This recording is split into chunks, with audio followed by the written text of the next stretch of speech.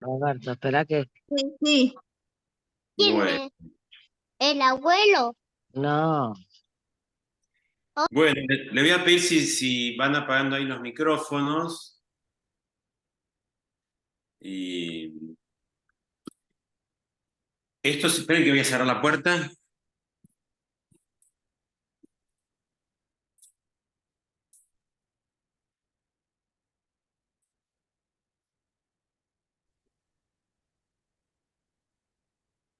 Bueno, esto a los 40 minutos se va a cortar. Entonces, unos minutos antes, si vemos que hay preguntas, por ahí paramos esos 5 minutitos, sí, y después nos retomamos 5 minutos más, a los 5 minutos, unos 15 minutos más para las preguntas. ¿Está bien?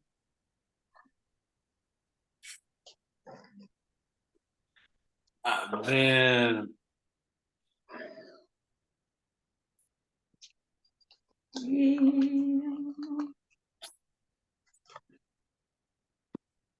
Bueno, ¿me escuchan bien? ¿Me ven bien, no? Buenísimo.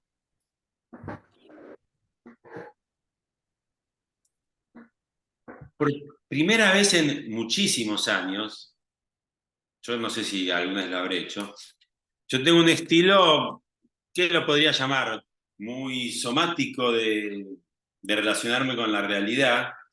Entonces, para mí, dar una clase, doy clase de muy chico, la búsqueda de la espontaneidad tenía que ver con tener algunas guías, pero no desarrollar todo el contenido. Eh, por supuesto, hay maneras y maneras, pero mi modo siempre fue eso, tener una idea o no tener una idea o tener un mínimo recorrido para después ir desarrollando. Y reconozco que esto de dar una clase de educación somática y que no sea práctica, ya es meterme en un lío. Me metí en un lío que me encanta el lío, pero es un lío ¿por qué? Uno, porque el lenguaje es dualista. Cuando hablamos de mente, cuerpo, dolor, no dolor, es algo mental, es algo emocional. Ya el solo hecho de hablar, el solo hecho de conceptualizar, nos sumerge en un contexto dualista, que hay lenguas de más sabiduría que no lo tienen. Entonces, uno, el lenguaje dualista, y dos, que esto es una experiencia. Feldenkrais, que es la fuente de inspiración de mi búsqueda en lo somático, él decía que hasta que algo no se prueba, uno no puede armar una idea. Hay un famosísimo terapeuta, es uno de los que empezó con el mindfulness, Jon Kabat-Zinn. Esto está muy desarrollado, lo voy a hacer muy, muy acotado. ¿Saben cómo él empezaba una clase de darse cuenta? Poniéndole a la persona una pasita de uva en la mano y le decía, ¿qué es esto? La persona con los ojos cerrados, obvio. Y la persona necesitaba tocarlo, comerla, le decía, es una pasa de uva. Entonces la educación somática tiene mucho que ver con reconocer la pasa de uva solamente cuando la pruebo. Entonces, es interesante, pues ya de base hay algo con la lengua, con el idioma, esta idea sintética que me parece que es tan rica que dice que las palabras son el mapa, no el territorio. Las palabras son mapas que nos van ayudando, pero no es el territorio en sí mismo. Y entonces, hay una experiencia vivencial que ahora la vamos a conceptualizar. Igual, obviamente no puedo con mi carácter, alguna cosita práctica haremos, Entonces, el lenguaje y lo vivencial. Y algo que también forma parte de cómo estamos construyendo la realidad del mundo, que es la tecnología. Entonces, cuando yo leo acá a mi amigo coreano, un filósofo Byung-Chul Han, entonces cuando él dice, la digitalización desmaterializa y descorporeiza. Por supuesto que sirve para muchísimo la tecnología, pero es una situación particular esto, el lenguaje, la vivencia y la tecnología. Así que vamos a ver qué se puede inventar. Ya está planteada qué es la educación somática. La educación somática tiene que ver con una experiencia que trasciende el lenguaje y que necesita de coordenadas de tiempo, espacio y cuerpo. Entonces, les voy a dar un ejemplo y después les voy a mostrar, no, les voy a mostrar el gráfico primero. Iba a ser un gráfico como más de un PowerPoint, pero la educación somática se ve. Bueno, igual yo se los digo. La educación somática Sí, se ve. tiene que ver con la experiencia del cuerpo consciente en movimiento, tomando la quietud como parte del movimiento, porque la quietud es una forma de movimiento, si sabrán los orientales de esto. Entonces, la educación somática tiene que ver con la posibilidad del cuerpo en movimiento consciente, pero teniendo en cuenta que siempre interactúa con el aspecto mental, emocional, espiritual y cultural. Esto quiere decir que cualquier cosa que nos pasa en el cuerpo a través del movimiento, de la conciencia corporal, es inseparable, y acá el lenguaje es muy dualista, de un aspecto mental, emocional, espiritual y social, cultural. Feldenkrais tiene una idea muy interesante. Él decía que los seres humanos tenemos tres características que están imbrincadas, inseparables, que son la herencia, la educación y en el libro originalmente dice self-awareness. Es decir, en inglés es heritage, education, self-education. Ahora desarrollamos un poquito más la tercera. Las dos primeras son más simples. La más simple es la herencia. Como decimos por acá, lo que se hereda no se roba. La herencia, no te quejes del color de piel o del color de ojos o el tamaño de los huesos, porque lo que se hereda, es inmodificable, a nivel físico. Ahora, todas las teorías de la epigenética hablan sobre la posibilidad de modificar ciertas tendencias hereditarias, pero a nivel físico no, digamos, el tamaño de los huesos, la piel, cierta predisposición. Entonces, la herencia es la herencia. La educación, les recomiendo mucho si lo están escribiendo ahí, que vean La Educación Prohibida. Es una película con definición final, la buscan en YouTube, la encuentran, La Educación Prohibida. Está bueno porque uno se da cuenta y cómo la educación también está bastante preseteada. Quiere decir, yo no elegí si fui un colegio bilingüe, de curas, de rabinos, ortodoxo o hippie. Yo no lo elegí. Entonces, la educación que recibí, sean mis padres hiperconservadores o hiper hippies, yo no la elegí. Aún así, si a los 2 años me preguntaron ¿a qué jardín querés ir? Yo tampoco elegí esa pregunta. Entonces, lo que Feldenkrais dice es que la única posibilidad que tiene el ser humano de crecer, de evolucionar, es en el aspecto de la autoeducación. Pero autoeducación está mal traducido, en realidad es self-awareness, que quiere decir darse cuenta. Porque autoeducación suena como un poco omnipotente, yo me autoeduco. No, es herencia, educación y awareness, que es darse cuenta. La palabra awareness en inglés tiene una riqueza particular y es que es un hecho de un darse cuenta, pero interno, de emoción, de sensación. A un chico, no sé, cuando le pega al hermano, dice, be aware of how you... Si toma conciencia, pero no es una conciencia conceptual, es un sentir. I'm aware, it's fresh today. Me doy cuenta, está fresquito hoy. Entonces, el darse cuenta tiene que ver con algo más sensorial.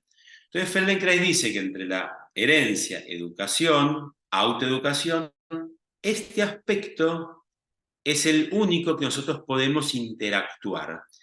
Y a mí me gusta esa palabra, interactuar. No es que yo me doy cuenta de todo y me ilumino, pero tampoco es que soy un robot que sus mandatos, sus creencias, sus hábitos, sus automatismos son inmodificables.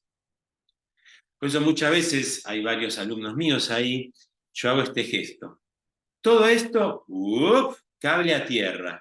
¿Cómo se manifiesta esto en la realidad biológica? Entonces, antes de darles un ejemplo, soma, porque esto es muy importante aclararlo, y más en nuestro país y en nuestra ciudad, acá se relaciona mucho lo somático con la enfermedad, con lo psicosomático. No, no es esa la idea. Lo somático tiene que ver con soma, y soma es cuerpo biológico. Una vez para un congreso, que no sé por qué en los congresos a veces se buscan palabras difíciles,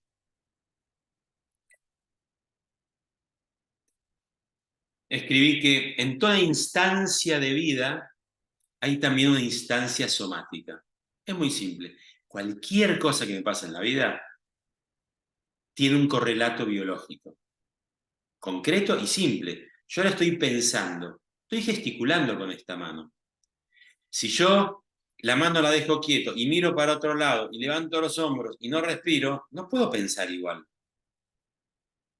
Y esto es otra de las grandes síntesis de Feldenkrais, donde él hablaba sobre la inseparabilidad de la sensación, del sentimiento, del movimiento y de la percepción. Es decir, si yo estoy tenso, me pasa algo con cómo pienso, cómo respiro, cómo me vinculo. Si yo estoy en una instancia del cuadrito que les mostré, de búsqueda espiritual, meditando, tratando de captar el misterio del viento, y no puedo estar así. Entonces, Feldenkrais decía cómo esta inseparabilidad de estos aspectos pueden ir por distintos lugares, pero siempre son inseparables. Entonces, no es que la mente precede al cuerpo o que el cuerpo antecede, es una unidad. Les voy a dar un ejemplo práctico, pero mostrándoselo yo. Me divierte.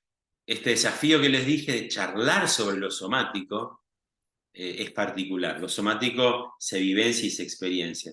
Pero me pareció que a partir de algunas preguntas en los cursos, de poder desarrollar conceptualmente lo somático, pero obviamente les voy a mostrar algún ejemplo y después haremos algún ejemplo. Muchas veces por ahí algún alumno lo escuchó, hace este ejemplo. Me siento primero, les cuento un minuto más. Yo muchos años hice taekwondo, el arte marcial coreana. Muchos años. Competí, enseñé, viajé. Y como siempre me gustó enseñar, desde chico, vieron que, o por ahí no lo saben, en taekwondo se camina de una determinada manera, no es que se camina como caminamos por la calle. Entonces, a ver, entendido de la computadora, voy hasta acá. Yo le enseñaba a los chicos, yo tenía 14 años y le tenía que enseñar los cinturones blancos. Entonces el taekwondo, en vez de caminar así, como se camina en la vida, se camina defendiendo abajo con este puño, creo que se llegue a ver, y se golpea. Bien. Yo era un nene con 14 años, pero me acuerdo que intuitivamente, esperen que me voy a sacar las medias, intuitivamente yo percibí que había chicos que hacían así. Y había otros que hacían así. Y había otros que hacían... Entonces, yo percibía, sentía, qué raro. Yo digo lo mismo, pero cada uno hace algo distinto. No lo podía entender, obviamente, con 14 años, porque mis consignas eran las mismas. Esto después, con mucho tiempo, remite a una palabra clave desde la pedagogía de Feldenkrais, que es cómo estamos organizados. Ya no es una organización igual para todos, sino es cómo estamos organizados. Entonces, esto va en una frase también, estas cosas que ustedes quieren anotar, y si, la síntesis, la educación somática le presta atención no a qué movimiento hago, sino cómo lo hago. Es decir, ¿qué movimiento hago? Giro la cabeza, 1, 2, 3. ¿Cómo lo hago? A ver, ¿se mueven las vértebras cervicales y la laringe se mueve o la laringe se aprieta? Y de repente me doy cuenta que hablo con la voz apretada, porque claro, mi movimiento también está apretada. Entonces, yo a los chicos en la facultad les digo, si ustedes entienden esto, ya entendieron todo. Parece que uno lo entiende, pero tiene que transitar. ¿Qué es la diferencia en qué hago o cómo lo hago?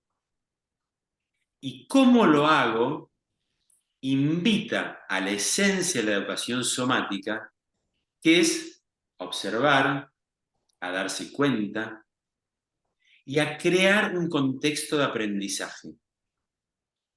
En una clase de educación somática no hay algo que está preseteado de principio a fin, sino es cómo crear un contexto de motivación, de curiosidad, de aprendizaje, de investigación, para entender que lo que hago de una forma lo puedo hacer de distintas formas. Entonces, supongamos que yo tengo un nudo en la garganta. Esta zona, que puede estar bloqueada, paralizada, automatizada, si yo empiezo a observar ciertas posibilidades nuevas, eso tal vez en esa unidad, mente, cuerpo, emoción, espíritu, cultura, porque por ahí me enseñaron a hablar así, para ser más varón, y es un hábito, no es que eso es hereditario. Entonces, ¿qué puedo hacer con la autoeducación? Entonces, es clave este contexto de investigación. En Feldenkrais se utiliza mucho el prefacio de un libro de un neurólogo muy interesante que se llama Oliver Sacks, se llamaba, y él en el prólogo de un libro que se llama El hombre que confundió a su mujer con un sombrero, dice, la función del neurólogo, pero lo hace extensivo a la función del terapeuta, del maestro, del profesor, del que tiene un rol de enseñar. Oliver Sacks decía, es como la función de Marco Polo. Marco Polo salía a navegar, pero no salía a la deriva. Y tampoco salía con la carta fija, sino que se iba guiando por las estrellas. Entonces, en la educación somática, el cómo me va abriendo posibilidades y cada estrella me va dando caminos. No es lo mismo girar la cabeza y levantar este hombro que pensar, que levantar. Y uno puede decir, pero es física la diferencia. ¡Uop! Sí, en Feldenkrais se trabaja desde el cuerpo, desde la conciencia, desde la quietud, desde la observación kinestésica.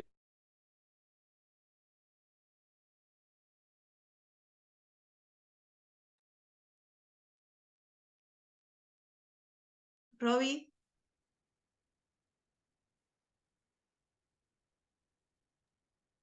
Se cortó la imagen, chicos, no sé qué pasó. ¿ustedes tampoco la escuchan? No, Sí, sí, se cortó, se cortó. Bueno, nada, se espera que vuelvan. Le mando un mensaje.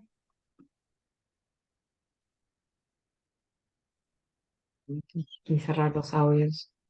¿Quién es? cerremos los...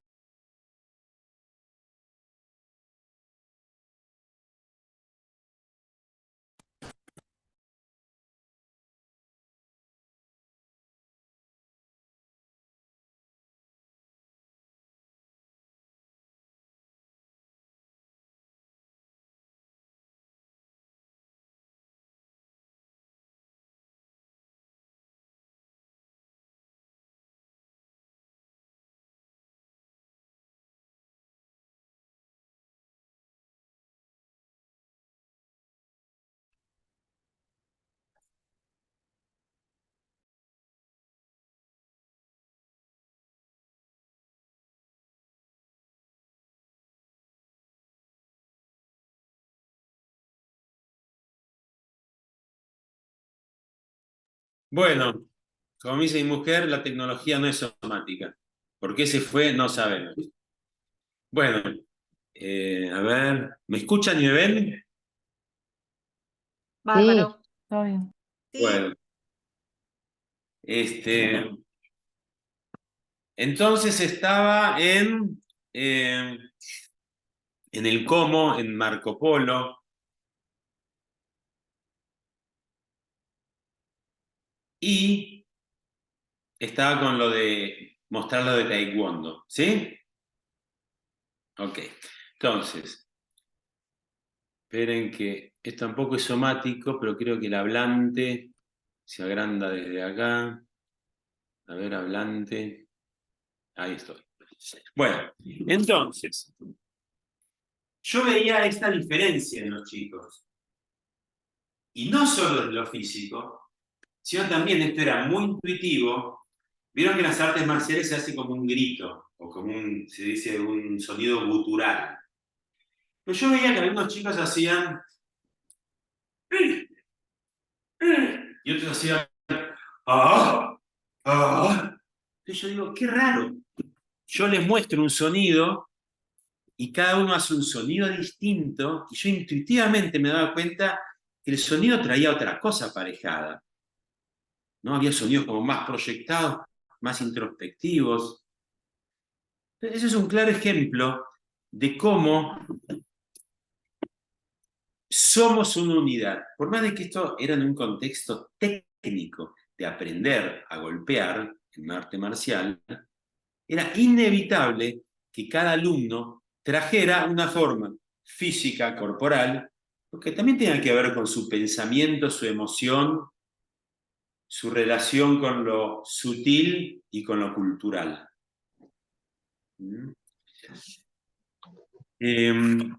A ver, ya sé en dónde estaba. ¿Dónde estaba retomando lo anterior? Se le estaba diciendo, el eslabón de pensamiento era este, que todo esto que estamos hablando, que podría ser teórico, o alguien dice que interesante, pero no, o alguien podría decir, bueno, son teorías. Llegamos a un momento que se descubrió la función del nervio vago en nuestro organismo. Esto espero que les sirva para tener disparadores, no da para desarrollar ahora.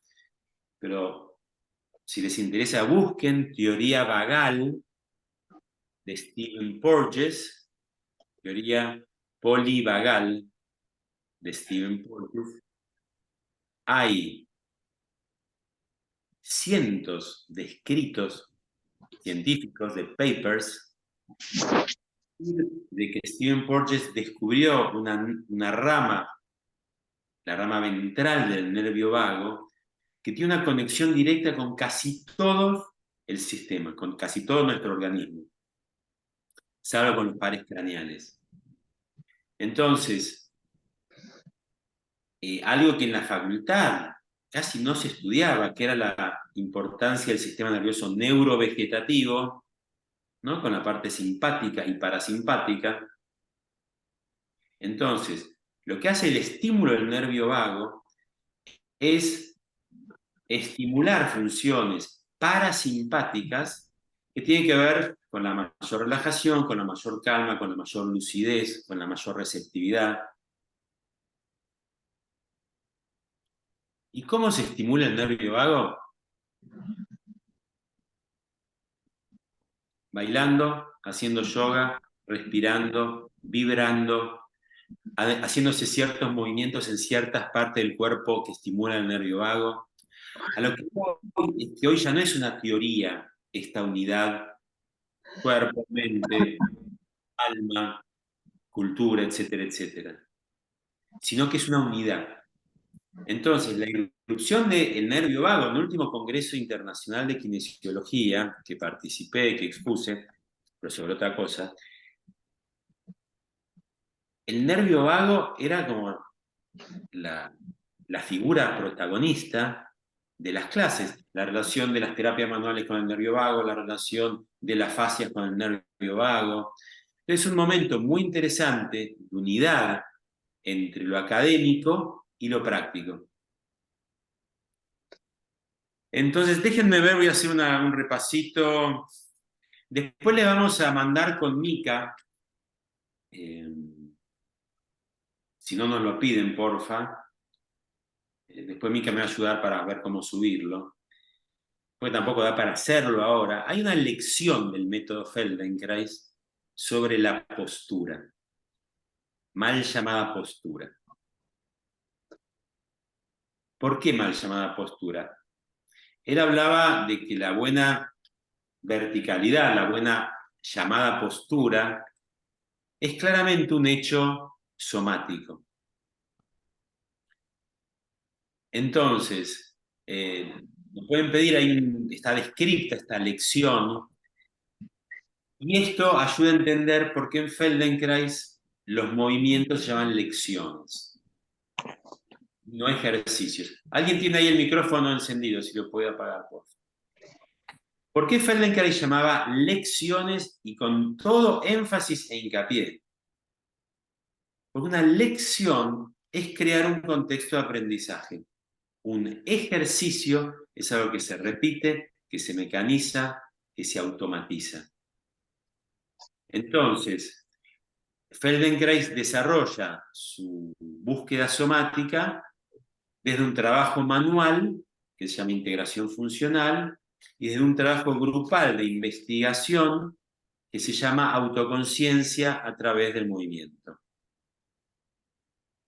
Y por eso se llaman lecciones. Digamos, Feldenkrais, si alguien dice ejercicio, se levanta la tumba y se arranca los rulos blancos que tenía. Digamos, es como lo esencial. Bueno, hay muchas cosas más. Pero yo diría de ir viendo si hay alguna pregunta así urgente, quemante, para matizar un poco.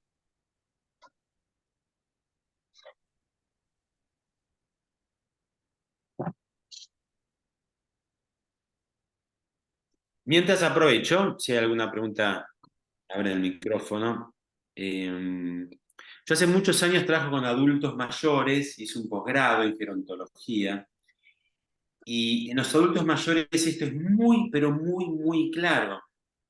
Como un proceso de ser a lo largo de la vida y de años nos va condicionando a nuestra corporalidad, y también a nuestros hábitos mentales, emocionales, culturales. Entonces, por ejemplo, el miedo a caerse. Uno dice, bueno, algo lógico. Sí, pero el miedo a caerme hace que por ello camine así. Entonces, como tengo miedo a caerme, el caerse es una situación física, pero el miedo es una situación mental, emocional. Y también tiene que ver con la cultura, que la gente mayor, todos empezamos a perder grounding, contacto a tierra. Entonces, perder contacto a tierra nos da más facilidad para caernos. Y el miedo de caernos nos genera toda una fantasía que nos condiciona la respiración. ¿O es solamente? ¿Podés enviarnos esa clase? ¿Y qué más? Sí, esto va a quedar grabado. Esto ahora tengo. Me hice más machete dice en México, de lo habitual, pero estoy desarrollando básicamente lo que estoy diciendo, por eso me fijé si quedaba algo. Y después el artículo de postura, ahí yo le pregunto a Mica cómo hacer para mandarlo.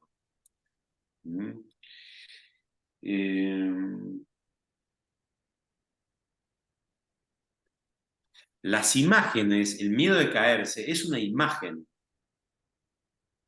que se asienta en un terreno físico. Entonces, el grounding, por ejemplo, es algo que otros métodos somáticos, esto viene bien a aclararlo, tomaron. Quiere decir, el miedo a caerse tiene un correlato en lo físico, pero también va más allá de lo físico. La bioenergética, que es una educación somática, hace un abordaje muy directo de esto. Esto viene bien a aclararlo. En Estados Unidos, en un congreso, ¿sí? ¿Qué hacemos todos desde distintos métodos, pero que tienen claramente cosas en común? Y se votó trabajo de conciencia, de rehabilitación, de aprendizaje, de evolución. Somos métodos de educación somática, que hay muchísimos, que tienen sus diferencias importantes, pero que tienen esto como hilo conductor. Entonces, ahí mi hijito me dice que está por cortar. Gracias, hermano. Entonces, Feldenkrais es un método de educación somática. No es el último, no es el único, pero sí es claramente un método de educación somática. A ver, yo creo que tenemos 10 minutitos más que podemos hacer una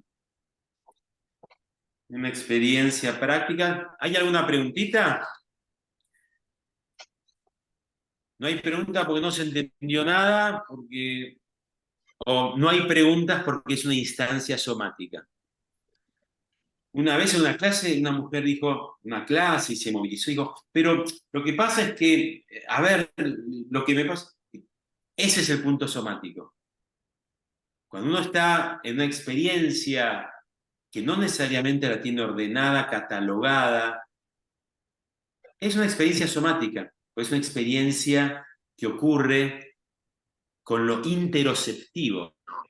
A mí a veces me pongo en kinesiólogo conceptual. Lo interoceptivo, lo propioceptivo, es toda la información que viene de adentro del cuerpo. Que, entre otras cosas, el nervio vago lo detecta.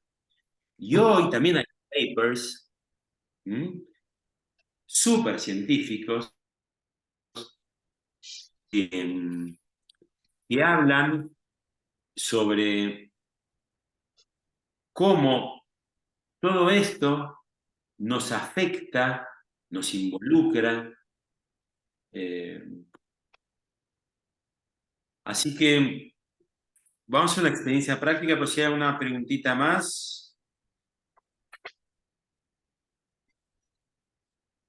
Entonces terminar con esa idea, que esa sensación es tanto que primero es difícil, que es como algo muy de cerebro derecho esto, que son muchas ideas al mismo tiempo, no es que una le sigue a la otra.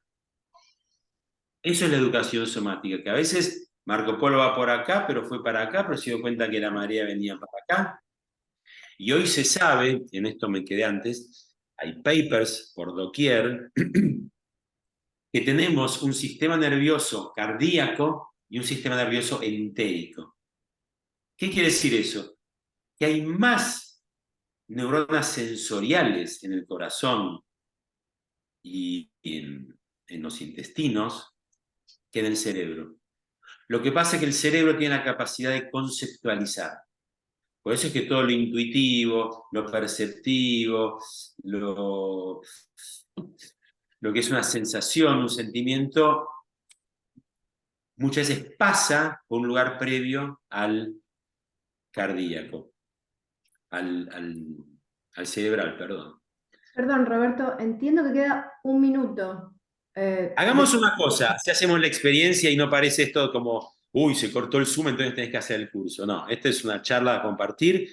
Si queda un minuto, les propongo cortar y en 5 minutos volvemos y hacemos 15 minutos más entre una práctica y las preguntas. ¿Dale? Ok. Mientras sigamos charlando, hasta que se corte, sigamos charlando. Pero Ok. hacemos eso.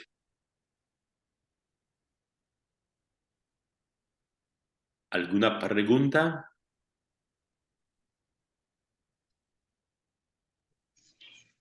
Roberto, yo. Dame, sí.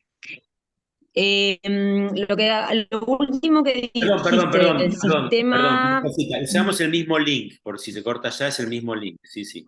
Sí, perdón, Pamela. lo que dijiste recién del sistema nervioso,